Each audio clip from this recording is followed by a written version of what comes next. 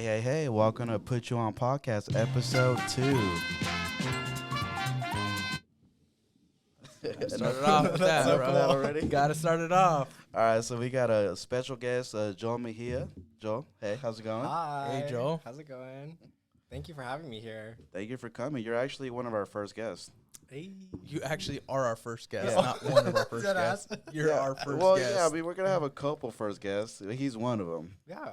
Oh, well, thank you guys for letting me freaking be here. Then that's awesome. For sure. Yeah, of course. So, you want to explain to people, like, what do you do, who you are? So, I am a tattoo artist in Manteca, California. I work at Flying Crow Tattoo. I've been tattooing for almost 4 years. It'll be 4 years in January. But yeah, I mean, I pretty much just do things on social media. So I do YouTube, TikTok, and, flex on the Instagram sometimes. But Nice. So, how did you actually start getting into the whole YouTube? Because I've actually watched your channel. I actually been watching you for a while. I've been following you for a while, and I've actually watched all your YouTubes, and they're pretty funny. Like I actually enjoy watching your YouTubes.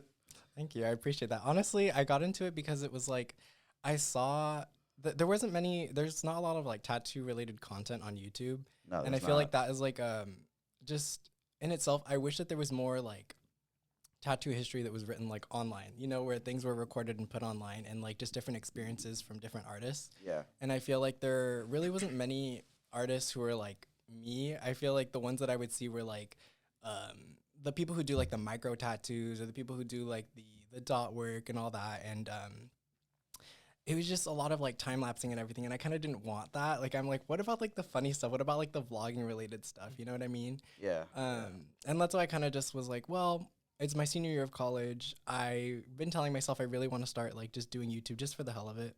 Yeah.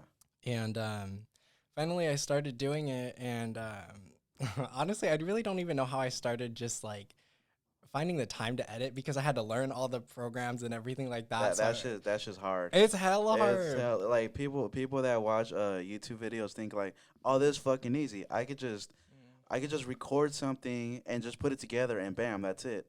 Fuck no, it takes your whole fucking day and then it takes all fucking night to record. Yeah, and sometimes the next day too because it's like, you got to look at it with fresh eyes, then you have to rewatch it and then you're just like, okay, well, where can I put a funny edit in or like trying to find just like, okay, how do I do this edit? And like, honestly, I learned how to edit mostly on YouTube because it's just like, Same here. I mean, like, I don't know what program you use, but I use Final Cut Pro to like edit I and use everything. the same one. Yeah. And it's like, it's intense if you don't know what you're doing. Like, so it definitely, that was a learning curve. And I feel like over the time being on YouTube and everything, I feel like I've learned a lot more about how to like come up with stuff. Yeah.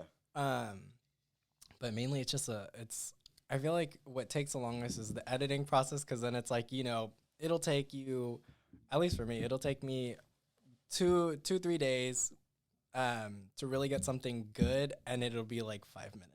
Yeah, isn't that crazy? You record for so long, and then because me and John, we did a video. We did the little Nitro challenge. Have you heard of that? It's the hottest gummy bear ever. It's like a 9 million Scovilles. Oh my god, Yeah. that shit was What? crazy. It was horrible. I'll never do it again. I bet the aftermath was. Yes. Yeah. But My stomach wasn't right for a week. I was good today. I'm a man. I don't care. I don't eat spicy food. I don't like spice. No, he doesn't. Spice does not like me. He doesn't eat spicy at all whatsoever. No. I'm surprised that he even took it because originally it was supposed to be me and my friend Joey. And he was like, hey, you want to do the little Nitro challenge? And I was just like, yeah, I'll do it. And I eat spicy food, but I don't like being uncomfortable. And that's exactly what I was going to be, uncomfortable. Yeah. So he came over, and then I don't know why he was like, oh, I'll do it with you. And I was like, I looked at him, I was like, for real? Yeah. You're going to do the little Nitro challenge? And then he was just like, yeah. And I was just like, all right. And we did it. It was the fucking most horrible thing ever. We did it for, you have to chew it. Yeah, we chewed it for 30 seconds. 30 seconds. And then not drink anything for total 2 minutes. For 5 minutes. No. Yeah, for 5 minutes. Was it 5 minutes? Yeah, it was 5 minutes. Okay. Yeah, and it was that just long. horrible. Yeah, we got the video on YouTube. And then we did like a funny skit where we were working out. I'm like doing crunches and I'm eating a big hot Cheeto.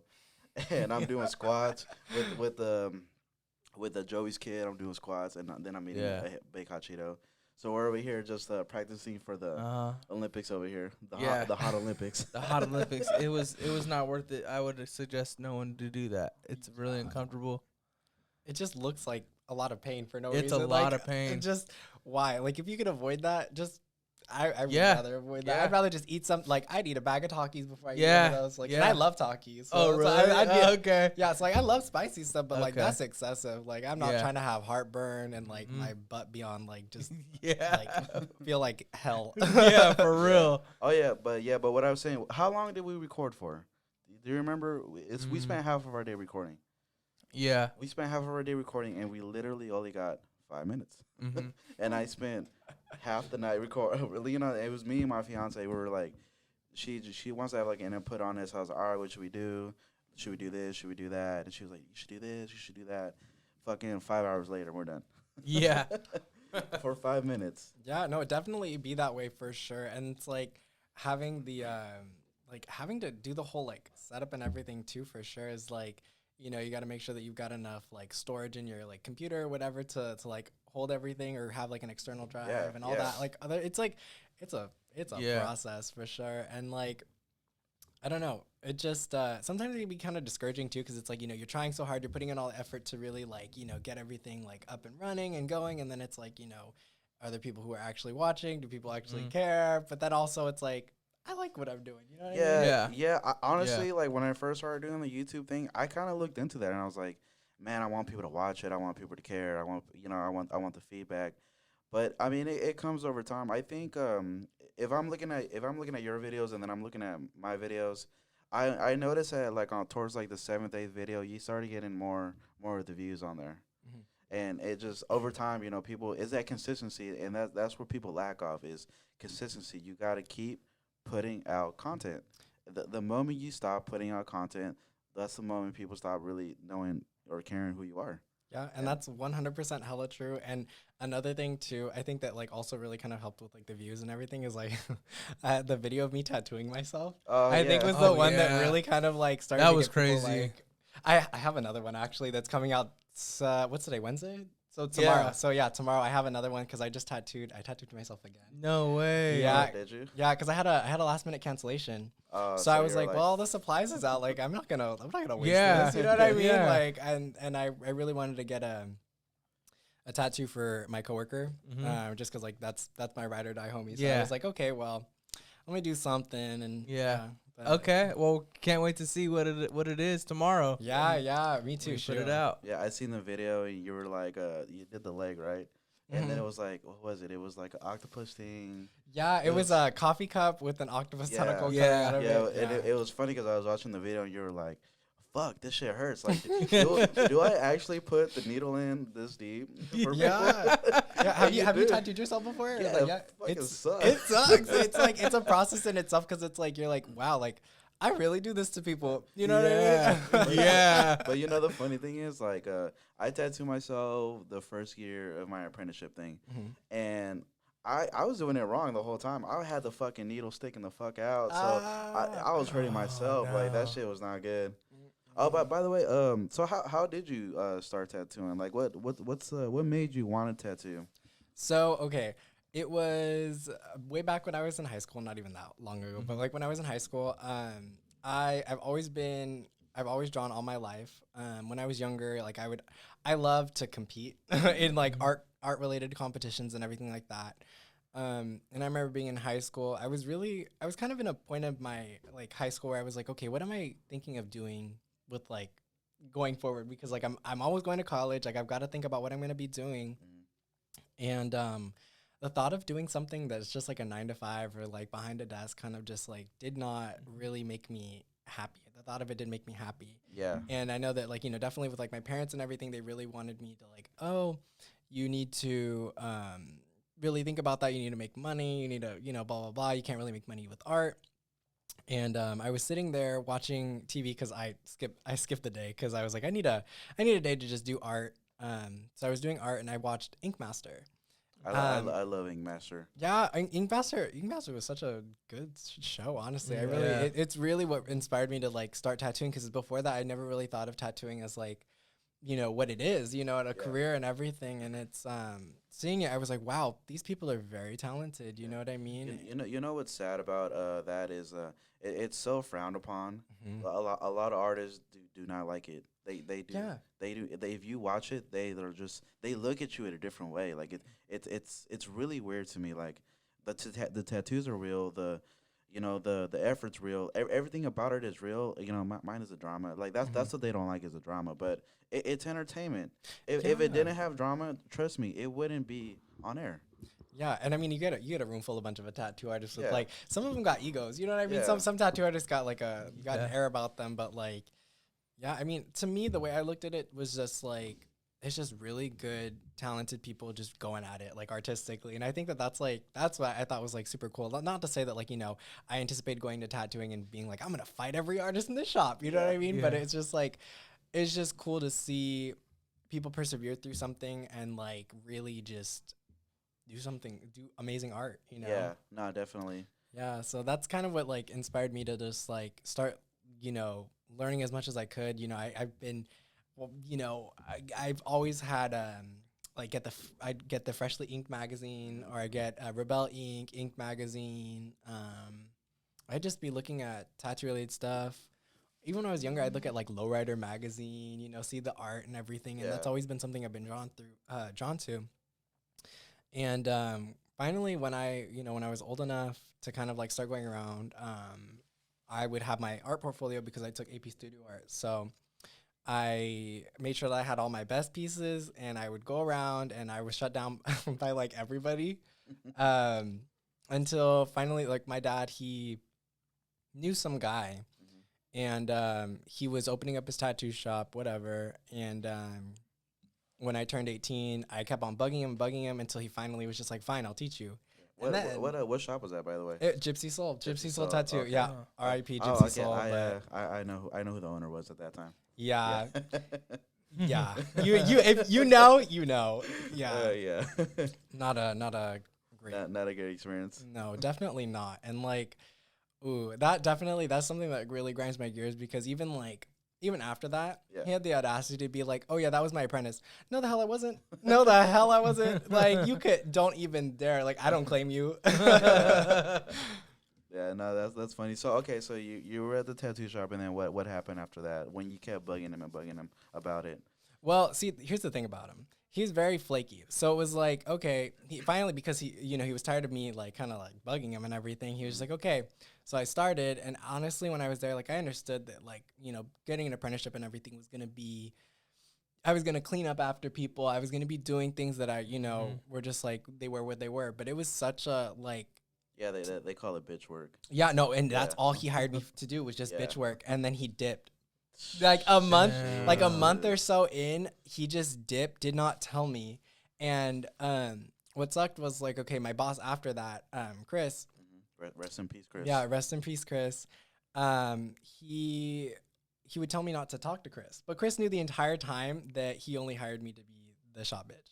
Yeah. I mean, honestly, that's how it is sometimes. Like I've seen it so many times. I've worked in various shops, and I've seen people with high hopes come in. And it's sad because there's some people that do put in the effort, and you're just like, okay, this guy or girl deserves, to be taught because they're working hard for it. And then you got the people that don't work hard for it, and I get that. I get when they don't, show them things because they're not working towards it. You're not showing me that you're willing to be here. So it just sucks because I see you all the time, and it doesn't need to be done. You know what I mean? Like if you're not gonna show this guy, this girl how to do a trade, your craftsmanship, why even have them come in the shop at all? Yeah, no, 100% exactly. And that was the thing that was really like discouraging too, because it's like, I know that I'm a really talented artist. So it's like, I just wanted the opportunity, whether that person really taught me anything or whatever. I just wanted to get the opportunity to start tattooing and just learn on my own. And a lot of, even like in my apprenticeship, when I did have, when I was taught by Chris, it was very hands off. You know what I mean? Okay. Like it was very like, he wasn't there holding my hand through it or anything like that. He was like, okay, I'll put a post on Facebook so that some people can do, come in for some free tattoos, small little designs. And that was kind of just it. And if I had a question, I'd ask him, and he'd kind of just like, he'd say, oh, do this, do that. But other than that, it was just, I do my thing, and I brought in my clients, I tattooed, and then I started just kind of like building, what I do today. From that, of course, he showed me a few things with like black and gray, especially because, he really specialized in black and gray realism. Yeah.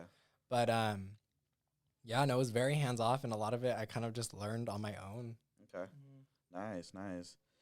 So I always feel like, cause I got apprenticed by some guy too. His name was Chris, ironically. Oh hey. Yeah. So I always feel like whoever's gonna teach me, at the end of the day, like we're continuing their legacy. Yes, 100%. Yeah, because like whatever they're teaching us, we're just taking it to the next level. And whoever's teaching you, they should always have that mindset that they want you to be better than what they were. So. It's cool that you stuck to it and you're still doing what you're doing, and you're going strong. And I'm gonna be honest with you. You say you've been tattooing 4 years now? Almost, yeah. So, pretty much. So yeah. let's say 3 years and a half. Yeah, so 3.5. 3.5. So at 3.5, I was not fucking doing what you're doing right now. I'm telling you right now. Like you could ask this guy. I was. I got the work to show it. Yeah, he was my practice dummy. But yeah, I was a real dummy. Hey, everybody has their start. Like my coworker Vinny, the one that I got the tattoo for. My first tattoo was on him, and it was actually the same thing I tattooed on myself, except better. Oh. So it's like I did a little homie on him. Okay. Oh, nice. So I got a little homie that looks like him. Okay. On my shin. But yeah, they're like, it's terrible. Like I look at it and I'm like, I'm so sorry, bro. Like I remember doing it, and he was like, he was so nice. He was like, yeah, I just want to let you have the freedom to do what you're gonna do, and I want you to feel what it's like. And at that moment, I was like, I don't know if this is for me, man, because this is so difficult, because you're over there, no real instruction or anything like that, kind of just going in, and it's like, why isn't the ink going in? Like I practiced this a few times, like why isn't this going the way I'm going? And no, it's a learning curve for sure. So what would you say to somebody who's like a really good artist and loves drawing and loves art, but they don't have the guidance to, or the knowledge of wanting or how to become a tattoo artist or an apprentice? So what would you give somebody who's just a regular Joe Schmo off the street, who's a really good artist, and they're young, and they want to become a tattoo artist? Where should they start? Where would they start? Yeah, okay, so honestly, what the best advice that I was told was just like to really build your portfolio, because don't go around to a tattoo shop with just like some like busted sketches or anything like that. Bring your top-notch stuff. Like, you know what I mean? Like, you bring your stuff that you're genuinely proud of. Okay. And really show your stuff, and really be kind of like, don't have an air about you, but have the confidence to go in there and be like, listen, no, listen. Don't go, you never go to a tattoo shop and be like, listen. Listen. You know what I mean? Because then you go, but no, you listen. You listen here, man. You give me a freaking apprenticeship or else. No, you obviously, you kind of, have confidence enough in yourself that that you're that you're a good artist and everything. Always ask where you can kind of improve. Like if anything, and you get shut down by a tattoo shop, ask them where you could go. In terms of like what could you do to further help yourself get this apprenticeship. Like I was told, go to.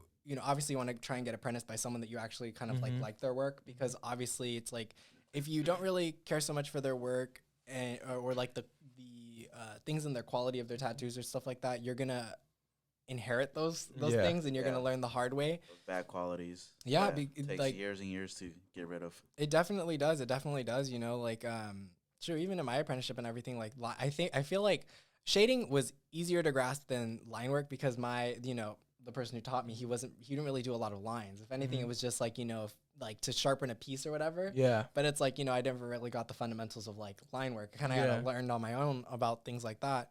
But anyways, for honestly aspiring tattoo artists, I definitely say to really build your portfolio and kind of start by making a list of tattoo shops in your area, or like that's a drivable distance that you're comfortable with like going, and starting to slowly kind of just like talk to them, go around everything. Another thing that also really helps is actually tattooed by them. Yeah. You know what I mean? Like that's something that I know that a lot of people say that, you start to get tattooed by them and, so on and so forth. But definitely, like, I feel like you learn a lot from getting tattooed. Okay. Like I'll go to I learned how much tattoos hurt when I got tattooed.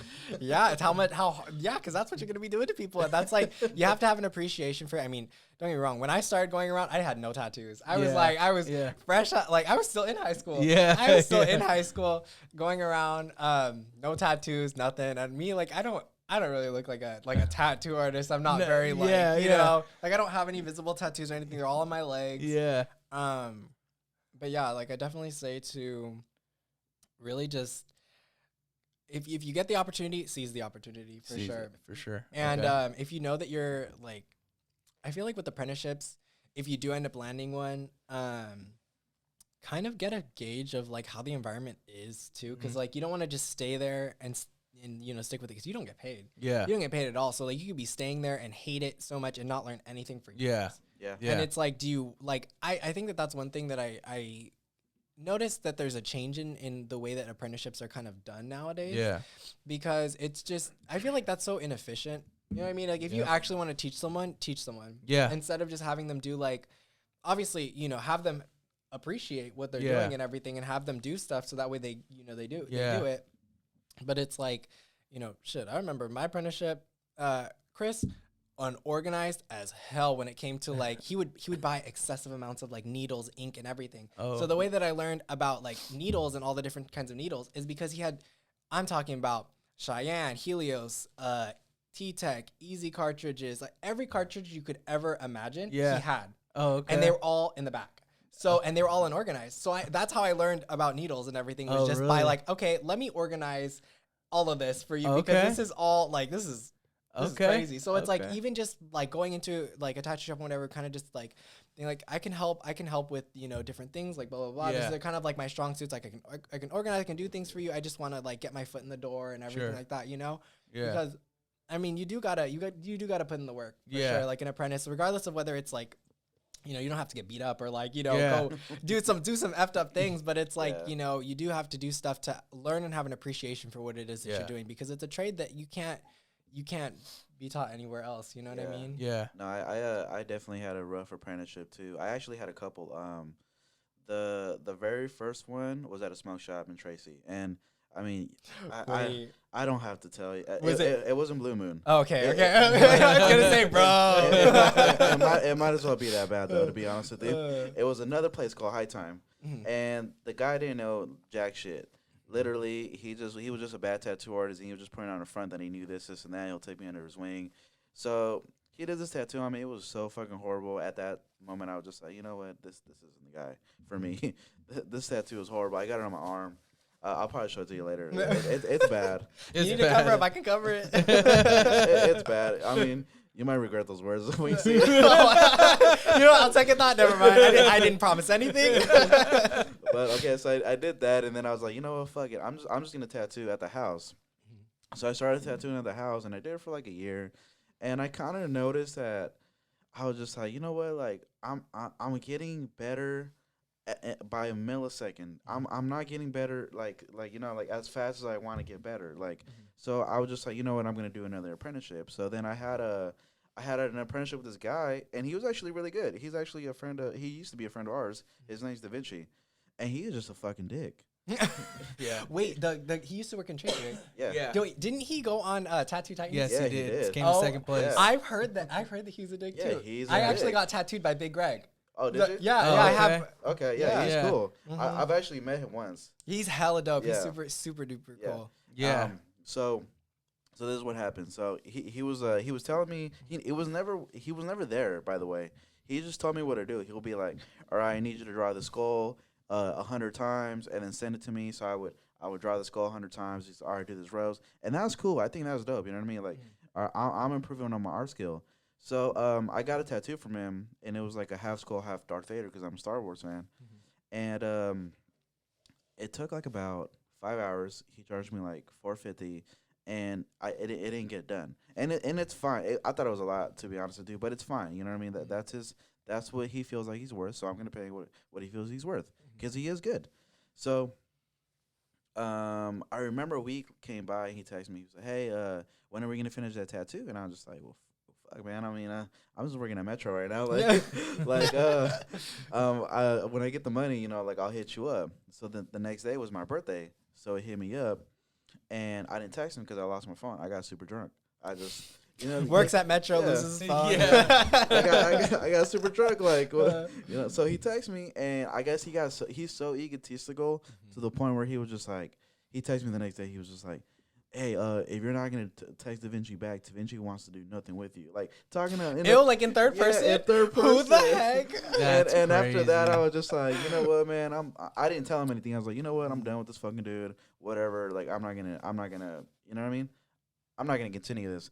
So then, the second part of the story is I'm out of options. I need an apprenticeship. Obviously, like I want to get better. I don't want to be known as a guy that does fucked up tattoos and just doesn't have good work all around. So, I remember I went to Stockton and it was on a Sunday, and I literally went to every single tattoo shop and they were closed. And there was one shop, the name of the shop was the Black Rose. Oh yeah. Yeah, and I was gonna go there first, but I was just like, man, these guys are so good. Like the shop is just so known.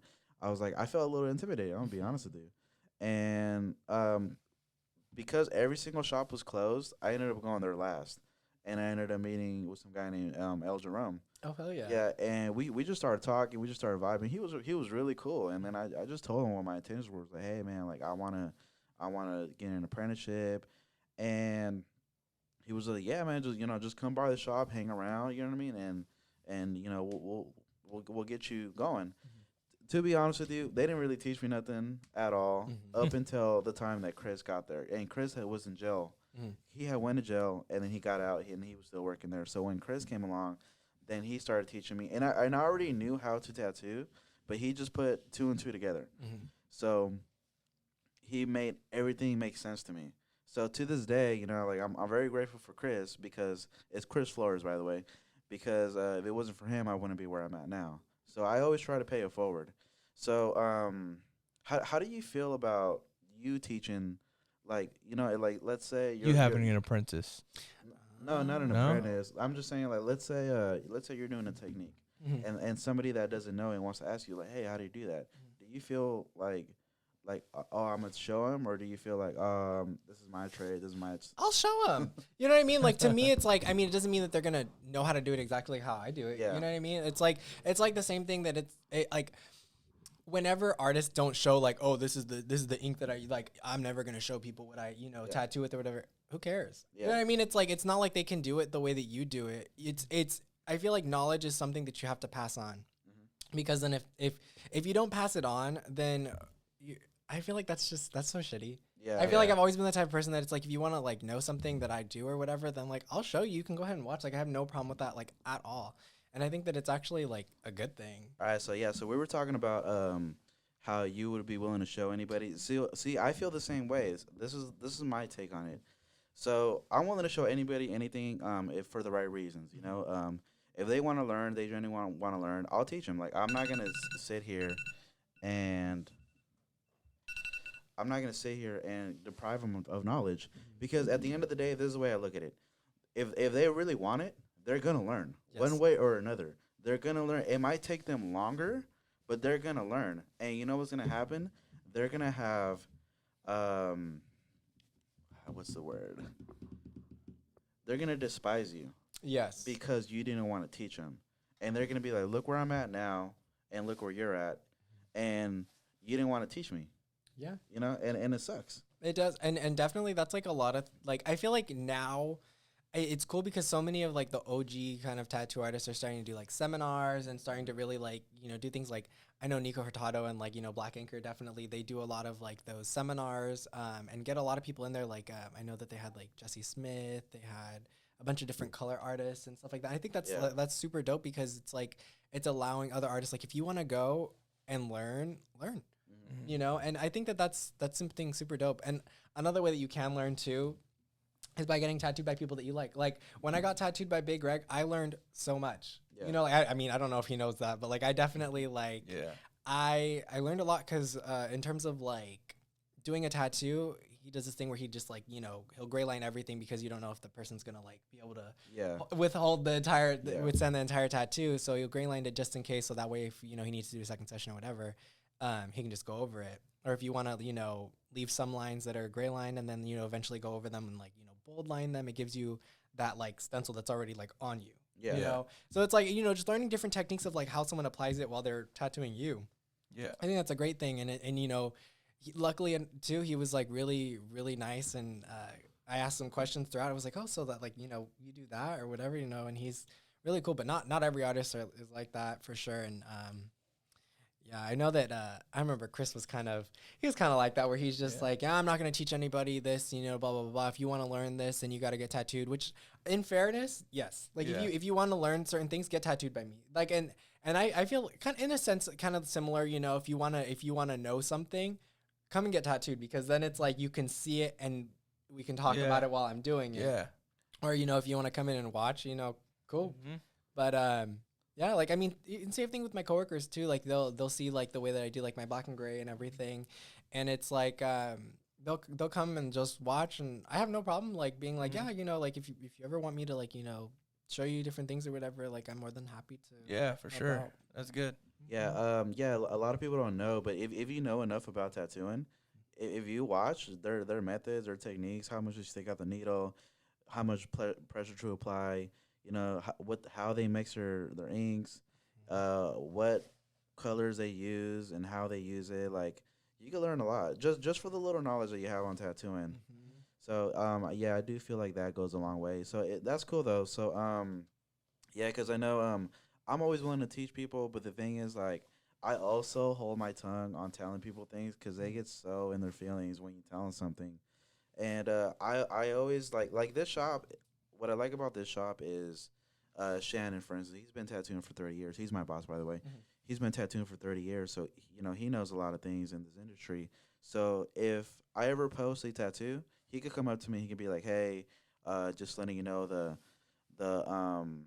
this wasn't placed right. You need to place this here. You know, you do this. You need to move that." And I'm fine with that. I like constructive criticism. And I think that that's a good thing too, because I feel like tattoo artists can be so butthurt. Yeah. You know what I mean? Like they don't want to be told nothing, but it's like, I mean, I would appreciate, like, I think that as long as it's constructive, I can take it. Mm-hmm. If it's something that's just like, oh, that tattoo kind of sucks, it's like, that's not constructive at all. Yeah. You know what I mean? It's like, okay, and like, hop off my Instagram. Yeah. But, you know, I think that that's very necessary, because it's like, it helps you improve like the overall quality of like the shop, for example, you know, like by, you know, him telling you little tips and tricks and everything like that, it improves the overall quality of your next tattoo. You know, you learn something for the next one, and you grow from it. And I think that if you're a tattoo artist and you're not wanting to take constructive criticism, then you're already failing yourself, because I think that there's always something that you can learn, even if it's by someone that you know, you least expect it. You know, always take in the information, you know, obviously with a grain of salt, but, you know, listen to it and reflect on it, because then it's like, if you kind of just like, you don't listen, you're going to hinder your own growth for sure. Yeah, exactly. Yeah. And then also I was watching one of your videos. What was it? And I actually got like pretty what's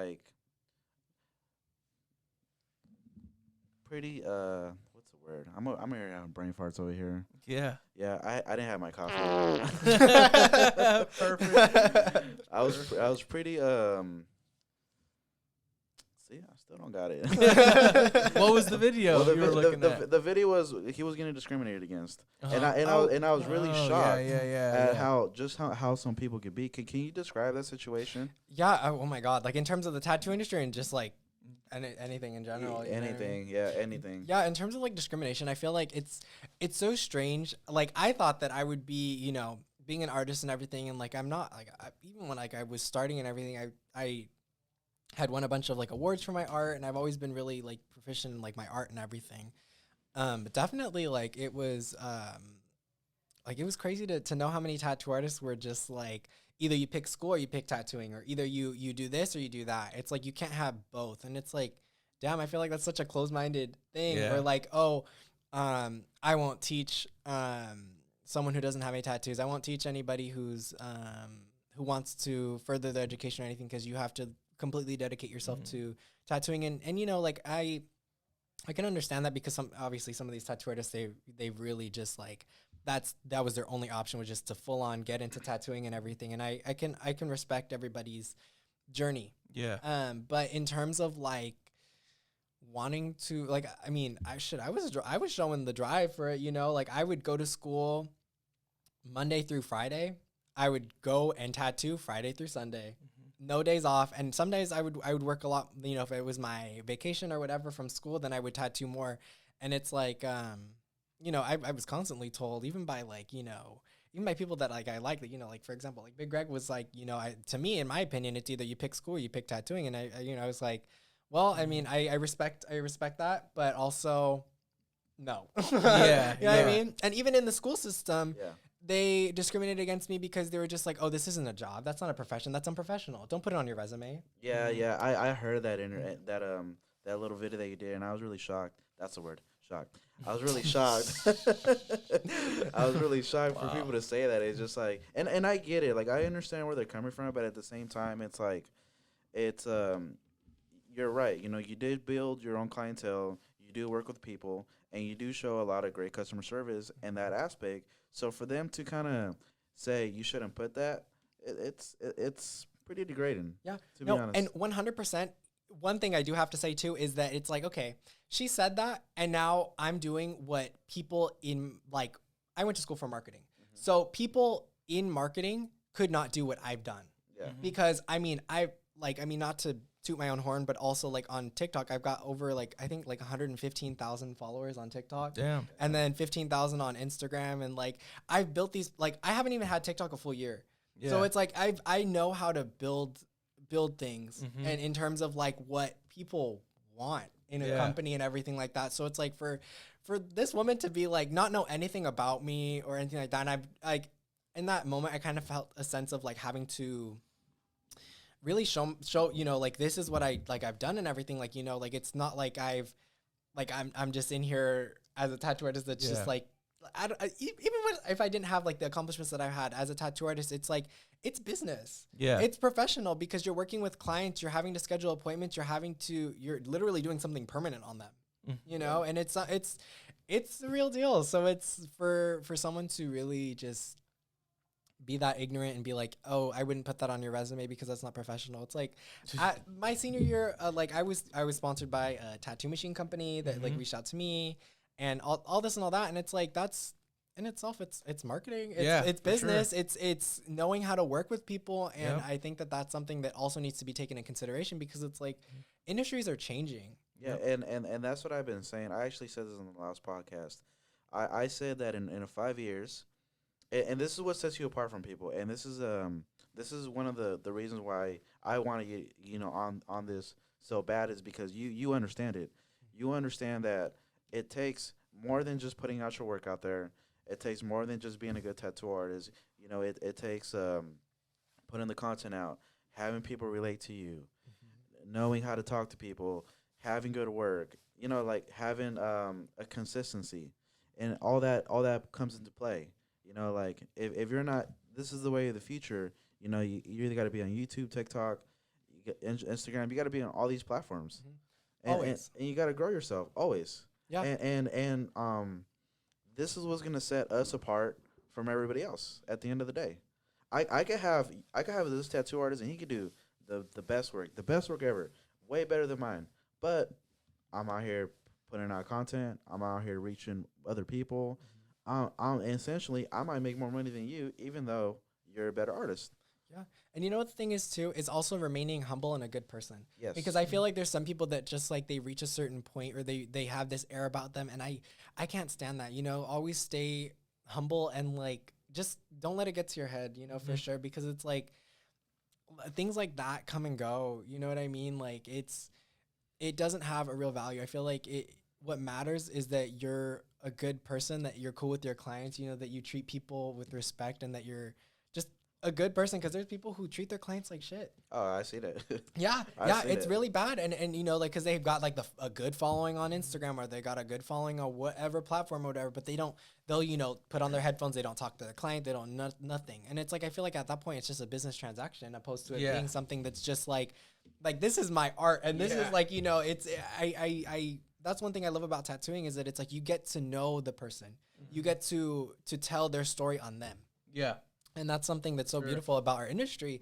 And I think that that's something that I feel like even like the younger tattoo artists too, like, you know, I know I'm a younger tattoo artist, whatever, but like there's some young tattoo artists who are like, you know, they're like the ones who, I was talking to Big Greg about it, that they're like the ones that always like the neo-traditional, because now with the tablets and everything, everything is so easy to put together and whatever. Yeah. And then, you know, it's easy to have like a good amount of followers or whatever. And then it's just like copy machine type of work or whatever. And it's just, I don't know. Have some soul in who you are and what you do for sure, and like don't be ignorant. You know, don't give the older tattoo artists the reason to talk shit. Yeah, exactly. I see. I'm so torn between that, because of course I'm growing up listening to these older tattoo artists, and you know, their traditions, and I try to go by it for so much. I used to, not anymore.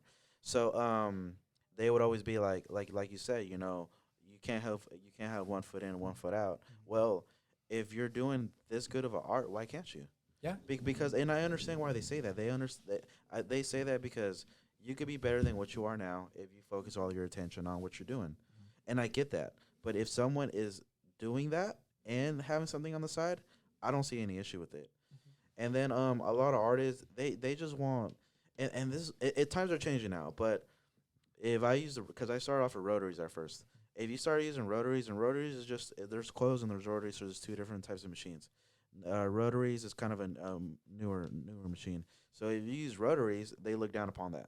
They would be like, oh, you don't know how to use a coil, because coils they break. You gotta mess with them. You have to know the geometry of the coil, you know, to make it start, you know, tattooing like you should. And these old timers expect you to know that. But the thing is, nobody's teaching you how to do this. And if you ask them, they kind of want to keep that knowledge to themselves. I was fortunate enough to meet a couple people that weren't like that, and that's the only reason that I know a little bit my way around a coil. I'm not gonna say I'm an expert, because I'm not, but I know how to fix my coil when it does break. And then you have these artists that say, "Oh, well, you don't paint flash." So what am I doing? I'm over here painting flash, learning how to do it. And you know, I did it so much, and I did it so I could like seek the approval of these older tattoo artists. So the moral of the story is, no matter what you do, how much you try, you know, whatever ventures you go through, at the end of the day, I still felt like I didn't have the respect of these artists. Yeah. And it's a trip, because I try to do everything by the book. Even the iPad, they looked down on the iPad, they said, if you can't draw it by hand, if you can't freehand it, I did all that. I drew everything by hand, I freehanded it, and still nothing. You know, and it's sad. And you know what's funny is I actually got discriminated against, which was actually one of the, I felt the most discriminated against was this guy named Bobby. He was working at 116. And I was working at 116 and Art Body and Soul in Stockton. So I would work, Art Body and Soul would be my main job, and then 116 would be, I would work there on my days off. And I like to work there because my friend Ian, he's a dumbass, but he's hella cool to hang out with. You know, that's my boy. So I just like hanging out with him. So he had hired this artist, and his name is Bobby. I'm not gonna say his last name. I'm not gonna give him the privilege. But his name was Bobby, and he was a machine builder too. You know, and I remember I went in there, and I said what's up to him. I was super nice. I'm like, hey man, how's it going? My name's Brian. And he looked at me. He's like, your name's Brian? And I was like, yeah, my name's Brian. And he just like nodded his head. And I was just like, the fuck? So kind of find out later, my name wasn't Mexican enough for him. What? Yeah, what? My name wasn't Mexican enough for him. And he already didn't like me right there, right? So I was like, whatever, man. So that's crazy. The stupidest thing ever. That's crazy. So just right off the bat, he just started trying to pick me apart. He was just like, oh, you don't use this, you don't do that, blah, blah, blah, all the time. And you know what? It got to a point where I was like, you know what? Fuck this dude. I was like, I really don't care what this dude's got to say. Like, at first, I was trying to, like, kind of be like, nah, man, like, you just don't know me. You know what I mean? Like, I like, all this stuff that you say that I don't do, I do, man. I just choose, you know, what I do and don't do on different days. Yeah. So, and at a certain point, I was like, you know what? Fuck this guy. This guy has no respect for me. So, I remember I did this on purpose to fucking piss him off. I remember it was a super slow day at the shop. Put my iPad on. Put a show on. Guess what show I put on? I put Ink Masters on. Oh, yes. I put Ink Masters on. He got so mad that he left the shop. He got so mad that he left the shop, and he texted my friend, and he was just like, "You just gonna let him watch Ink Master like that?" What? Yes, Are you serious? I swear to God, and I can't make this up. Like, I can't make this up. Like, I was just like, and that's like, you know, I have pretty thick skin, so I'm not gonna be offended by what you do or what you say or how you say it, because it's not gonna let it get to me. I'm still gonna do what I'm gonna do at the end of the day. But for you to have that much like hate towards me, I don't get it. You know what I mean? I don't get it. And I think that's the most I've ever been discriminated against. And it sucks because, one, he's a Mexican, I'm a Mexican. So I feel like, you know, hey, like, we should look out for each other. We're Mexicans, we're Chicanos, we're Latinos. Like, I mean, everybody should look out for everybody, but, you know, you would understand me more than anybody else because I get discriminated against different things. So you sitting here saying my name's not Mexican enough, motherfucker, I didn't pick out my name. Like, for real. And then I'm pretty sure he doesn't speak Spanish. I speak Spanish. Yeah. You know what I mean? Oh my God. Yeah. It's like, why does it matter? So it was just a trip to me, you know, like, so not only, you know, does he know, like, we come from the same place, we're also an artist. You should know that as artists, we get discriminated against a lot. Yeah. You know, I got tattoos on my face. I got a tattoo on my head. When I talk to certain people, I get a certain look from people. Either they're just like, who the fuck is this guy talking to me? You know, why is he talking to me? Or sometimes I get the regular look, which is fine, you know, but I get discrimination all the time. You know? Yeah. And I'm short. That doesn't help. Yeah. You're short and your name's Brian? Fuck you, bro. Yeah. He discriminates me against all the time. I always do, yeah. I was making those short jokes all the time. Yeah, all the time. No, I mean, I feel what you're saying, though, because, like me, I don't speak Spanish. I look real Mexican, right? My last name is like a white boy. Well, my last name is everybody, bro. I'm telling you right now. I go to like Mexican markets or whatever, or wherever I am. People always try to speak Spanish to me. I don't speak Spanish. I wish I did. I wish I knew. My son speaks Spanish, and I try to tell him like that's such a good thing he knows. You know what I mean? It's a great thing, and so I get like discriminated from both sides. Like Mexicans, they be like, "Oh, you're Mexican, you don't speak Spanish? Ah, you ain't a Mexican. Get out of here." You know, I'm like, well, then screw it. I put down on what are you when they ask you on the paperwork, are you Hispanic or white? I'm putting my ass white now. I put other. All these Mexican fools are telling me, oh, you don't speak Spanish and you ain't Mexican. All right, fuck you then. I'm fucking going to the other side. Yeah, no, you definitely. Know what I mean? I feel that on a spiritual level because it's like I'm brown. Yeah, you know what I mean. Yeah, and it's like I can understand Spanish fluently, but like in terms of speaking it, it's like broken. So it's not as proficient as I would love. And therefore, you know, a lot of people like definitely look down on you, like, oh, yeah, you know, it's like what the heck, exactly. Like, okay, it doesn't. Like, you know, obviously I'm socialized as Mexican because I've got brown skin. So it's like, and it's usually like, I'm going to be honest, it's usually like the white Latinos too. They are just like, oh, excuse me, like, at least I look, you know, for real. Like I'm still treated brown. Yeah, exactly. Yeah. I get that all the time though, man. That's why, you know, I got, from my dad's side, I got his mom's side, straight from Zacatecas, Mexico. My mom's side, they're what? So my mom's I'm probably what? Third generation here, fourth generation here, third generation here. Me, my brothers, you know what I mean? So, I mean, my long line of, you know, family going back to Mexico is not that far away, you know what I mean? But, you know, when you don't speak Spanish, bro, them fools that do speak Spanish make you feel like shit, and that's why I'm like, well, fuck you then. Exactly. I don't speak Spanish, but I'm still Mexican. You know what I mean? Like, Yeah, and if you do try and speak Spanish and it's not like Oh, as correct as they God. want, then they talk shit to you. Even Oh, more. And it's like, God. okay, so how are you gonna Yes. talk shit about me not speaking Spanish? But when I do try and speak Spanish, Yeah. you're gonna talk shit. You're gonna talk even more. It's like I just shouldn't even talk to you. Exactly. Nope. Yeah. Nope. I don't even waste my time. I don't even waste my damn time. It's so crazy up in here. Up in California, I think we get it the most, right?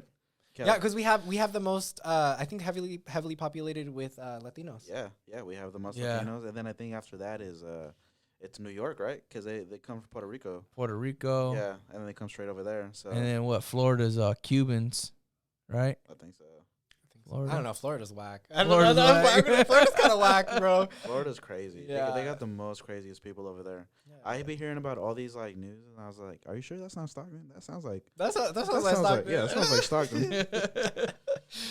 All right, man. Well, we're gonna wrap it up, but before we wrap it up, On that note, we're coming close on that hour. yeah. But before we wrap it up, I mean, I want to get you on here again. You know, we could talk about way more things. Like, I just wanted to get your story out, let people know who you are. Yeah. How can people find you? You know, Yeah, you could find me on Instagram, YouTube, TikTok, my website. Everything is at Joel Mejia Tattoo. So yeah, you can follow me on all of that. Nice. Yeah, no, I definitely. And we'll make sure we'll put this in the description. Yeah, we'll put it in the Bio. description and make sure everybody knows who you are. Yeah. I'll actually just put it at the bottom of the video right here. Right here's Right there? Right there. there. That's Right Right there. there. Oh, right there. yeah, right here. Maybe right here.